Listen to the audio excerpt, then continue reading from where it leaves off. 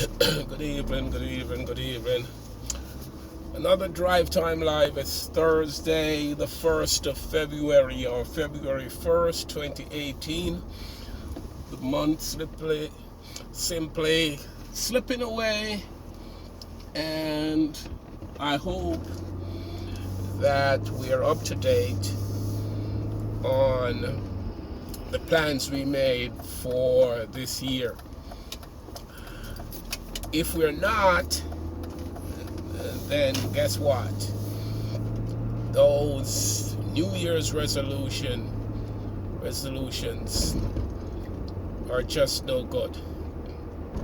So if this has been going on for several years for you, it's about time you relax that thought and start doing a day-by-day plan, because it will be more worth your while. Again, today's Drive Time Live is brought to you by Ivanetti After School and Tutoring Services, the place where education is a priority.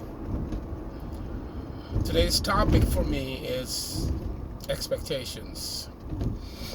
And we all, do our planning, our research, our inputs with certain expectations. Of course, rightfully so. If we're doing things, then results should be expected. But somehow, we do nothing but have high expectations. And I can say that there are people who have grown, must I say, monetarily, but yet did nothing for the advancement. But I just don't want anybody to think that nothing has been done. Someone has taken on that tab for you. Someone did it in front of you, or someone did while you were idly sitting by. So, of course, your expectations are not according to your input, but according to someone else's good-naturedness and, of course, input.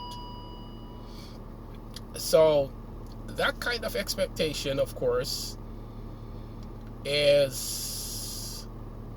be available and happens throughout many of our lives. But there are other expectations that guarantees, or there are other expectations that guarantee input. So you cannot achieve a certain level or expectations in certain areas without being a part of the process.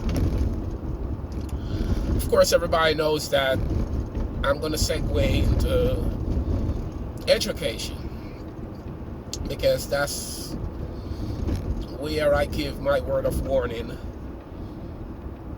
to those who seek higher education, and especially the younger folks. We have, over the years or throughout our lifetime, make plans and being or taking on certain vocation. Some of us, we want to be doctors. Some of us, we want to be lawyers. We want to be engineers, architects, great farmers, builders, or whatever the case may be. But one has to realize that in order to achieve any level of proficiency in these areas, we have to be prepared. The preparation that's needed is what's called the prerequisites. We cannot achieve greatness without having the prerequisites for greatness. And greatness, let me tell you, cannot be handed down. You may achieve a life, you may achieve things that are handed down, and your life may model or may look as if things are great for you, but remember, you're not the cause of that greatness. So if you're going to be anything in life, anything of substance in life, that anything that's dependent on you, then you have to be a part of the process. How do you be a part of that process though? We all should realize by now that learning starts from home. Sometimes the studies may show that learning starts within the womb. But if we're going to look from a more pragmatic standpoint, we'll realize that we start out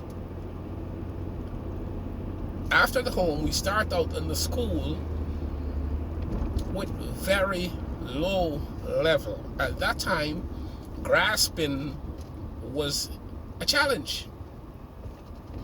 Even at that low level, but because we're just being introduced to certain material, certain information. So the grasping becomes a challenge until we overcome that challenge.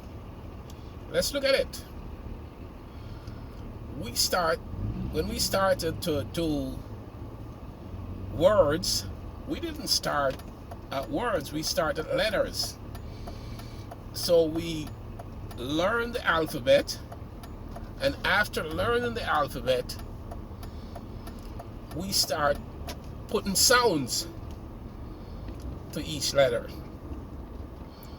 A, ba, ba, C, ka, whatever, I don't even remember. But we start putting sounds to these letters. After we put sounds, we connect them. Like we say, AC's act, and then we go on. We probably say ACT is act, and so on and so forth. In my time going to school, they called it phonics. I don't even remember. I think in the British system or the English system, they say phonics. In the American system, it's phonics. But whatever the pronunciation is, I hope you're getting the point. So everything starts at a level where basic things get connected and move into greater things. Prerequisites. If we want to get a math example, remember that we start counting. 1, 2, 3, 4, 5, 6, 7, 8, 9, 10, where 10 is our base. So we say we count in decimal. So it's a base 10. So for every 10, the number changes and it starts over with 1, 2, 3, 4, 5. So it's 2 10s and a 1, then we'll get 21. 3 10s and a 1, we'll get 31. So the base is a base 10. So that's what we learn, because the world works on the idea of base 10 in counting. Not saying that there are not other bases, because we have base 2 that the computer uses. These are called binary. So we have, for example, 1, then we have, 2 would be 1, 0, because the base would change at 2, so it looks like a 10, but so as not to confuse people who are not exposed to different bases, I'll leave that alone. So we learn base 10. We count in base 10. After we get comfortable counting using base 10, we start working in multiples. And what do I mean by multiples? We take 3 or 4 strokes, or whatever number of strokes, put them together, and we count the different strokes, the different packages, or we would call them tallies. For example, we put 2 together this time. So for every package, we have 2. Remember, when we started out, we used to have only single units. 1, 2, 3, 4, 5, 6, 7, 8, 9, 10. Now they're packaged in 2s. So you have 2, 4, 6, 8, 10. So we know that 5 2s are equal to 10. 2 2s are equal to 4. And we do that for all numbers. So as a way of generalizing, if I say x can be any number, I have 1x, 2x, 3x, 4x, 5x, 6x, and we develop what's called a timetable. Sounds familiar? So we use that to multiply, because instead of counting, say, 100 numbers or 100 particles or 100 of anything one at a time, they can be divided into equal tallies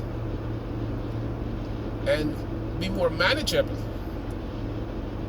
So that's a prerequisite for advancement. And of course, we have division, which is the reverse of multiplication, subtraction, which they works along with addition. And then we develop what's called standards. We have standards. What kind of standards we have? We have order of operations, because guess what? Now we have multiplication, we have division, we have addition, we have subtraction, we have exponents, we have parentheses, and all those fine ways learned over time for the use of man, for the ease of the use of addition, subtraction, because the basic or the fundamental is within addition and subtraction. So we move through and we develop different ways of making life easier for everybody. We get to the point where we have, of course, exponents. So it's raised to a power. So for example, 10 raised to a power of 2 is 100. So again, we can raise to power 3, 4, 5, 6, whatever. So it makes life easier for us. So I'm trying to, give all the time to grasp the concept of prerequisites. Without the basic prerequisites, understanding is going to be limited. You cannot function without having the basic knowledge of anything that you're going to be doing. Makes some sense. If you're in the hospital and you're attended to by a nurse, and they say, look, I need to give, the doctor says out there's a need for 2 milliliters or whatever dosage you can have, and that person has no knowledge. That was learned in school. That was in probably, what you call that now, primary school. If you do not understand what the dosage is, what milliliters mean, then that patient is in for problem. I hope that's sending some kind of information out. If I'm driving on the bridge right now, I'm on Trogsek Bridge, and if I know this is not going to happen, but if somebody, a civil engineer or a person that's just called a civil engineer, were to be the designer of this bridge without understanding the basic material structure, I wouldn't be driving here. But because standards have it that whatever is done in these areas, it has to be under the supervision of a real engineer. I can take it even further.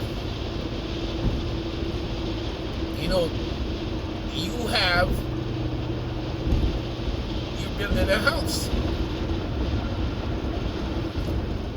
I have to thank God that people have made the task easier by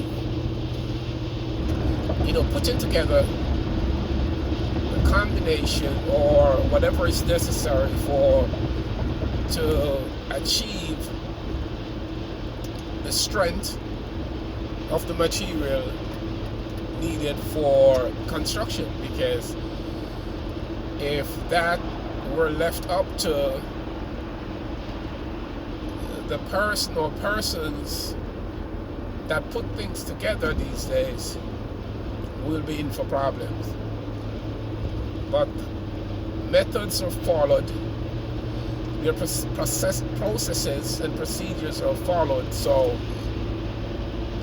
we are pretty much safe. But sometimes people do not understand the importance of prerequisites, and because it's not destroying, or it's not a health issue,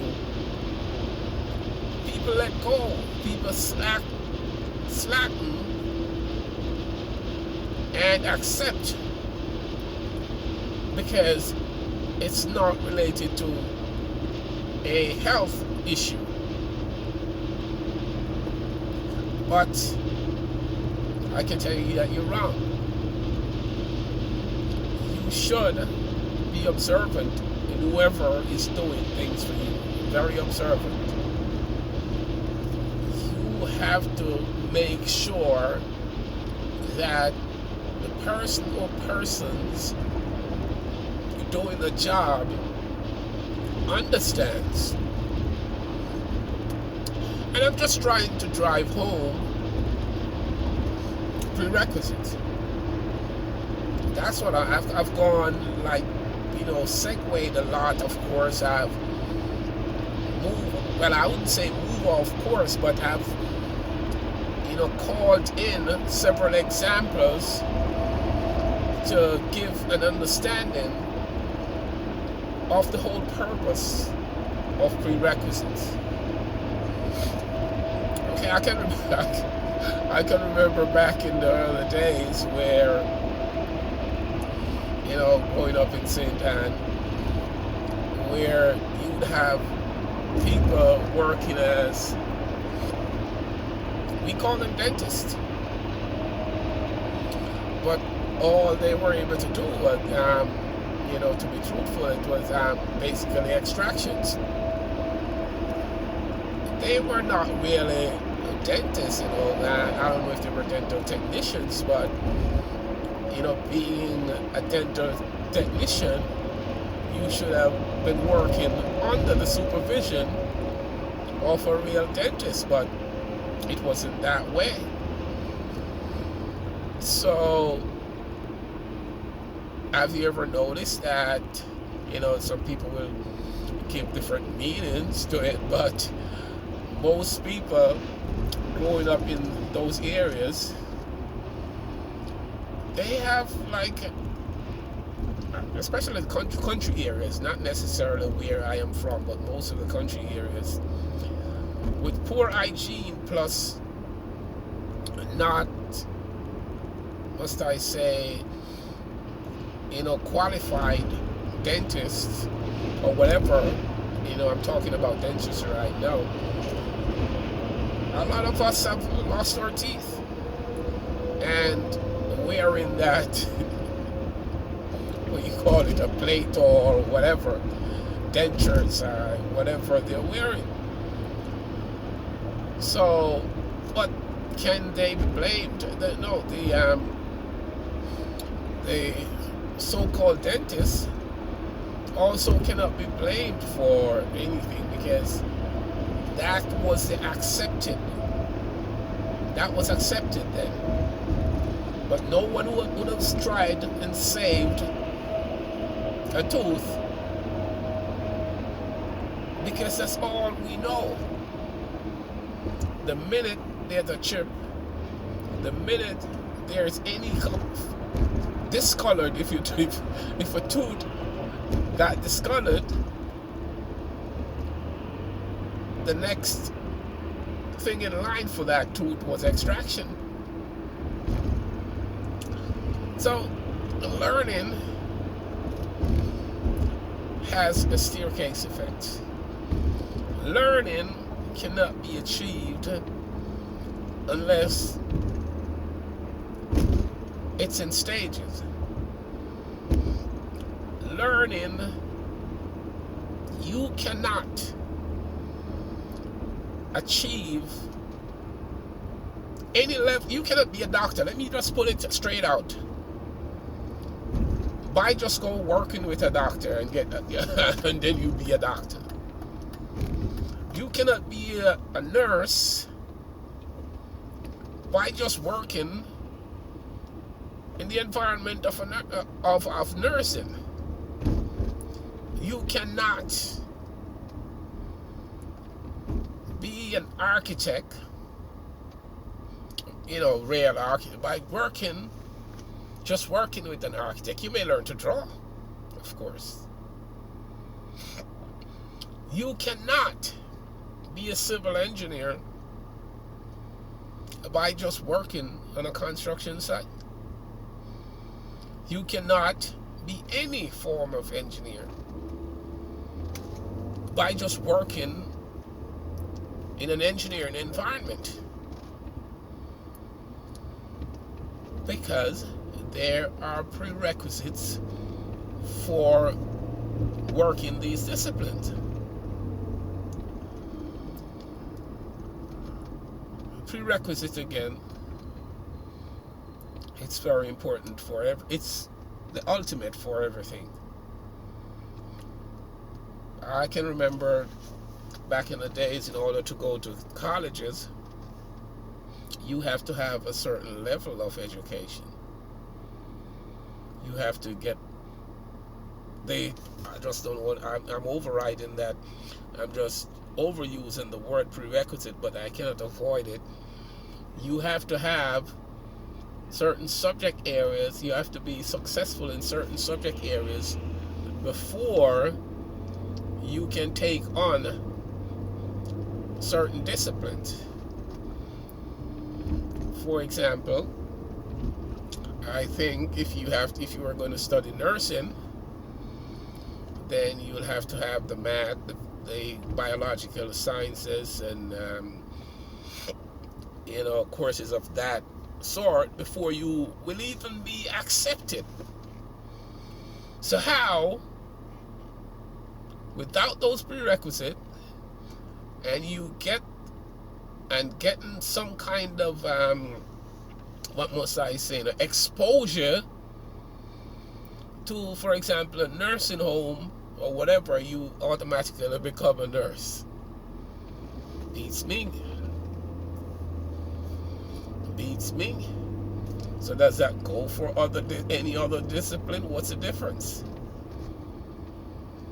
I think it's about time people stop fooling themselves. I think it's about time that the truth be told to the children. I think it's about time that the children understand that in order to achieve a certain level, or to have a certain profession, we need prerequisites. We need the understanding of the underlying subject areas that guarantees you a spot as that discipline. Even sometimes people may have the prerequisites and they fail. So can you imagine without? I'll connect again with you on these subjects. But as I say, ensure that you understand what you're getting in. And I want, for the youths, for the young people, to make sure that you know what you're all about. There are places of information that you can reach out to and get an understanding of the needs, the requirements to take on challenges for a certain discipline. Again, on behalf of Ivanetti After School and Tutoring Services, I am Ray checking out. But always remember that Ivanetti After School and Tutoring Services is a place where information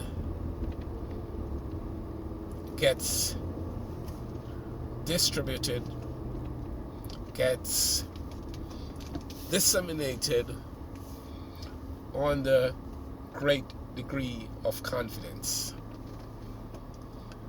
I'll catch you again, and it's Drive Time Thursday, February 1st, 2018. One love. God bless you. We'll talk soon.